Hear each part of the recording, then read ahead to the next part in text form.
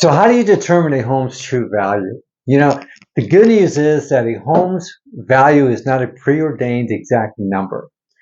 However, the bad news is that the home's value is not a preordained exact number. So how the heck is it determined? I'm going to give you the most accurate method to determine a home's value. But before I do, I want to share something that makes everybody a little uncomfortable. And that is this, that the biggest contributor to a home's value is the sensitivity in the current market. It actually becomes more obvious when the market's experiencing a wild swing.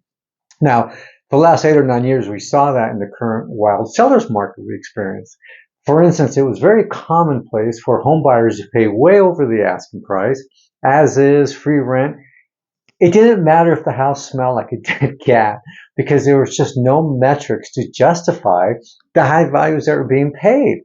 And market sensitivity definitely played the biggest role in a home's value. So how do you accurately determine a home's value, whether you're buying or selling? Here's the most accurate method. Okay?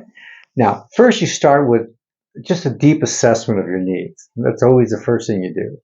Then you need to get boots on the ground, and you need to physically touch, see, and evaluate all your options in the current marketplace.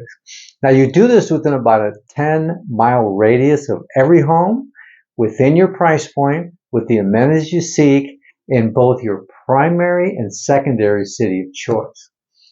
Is this exhausting? It could be. However, if you follow this process, you will feel so confident in determining the value of a specific home at this current moment. Unfortunately, if you don't do this, you're going to always be second guessing yourself with the number you come up with, mainly because you're going to be relying too heavily on other people's opinion. Maybe this is too high, maybe this is too low. So just remember that always you are in charge of the final decision, so just own the process there. With that said, I would love to hear your thoughts down below.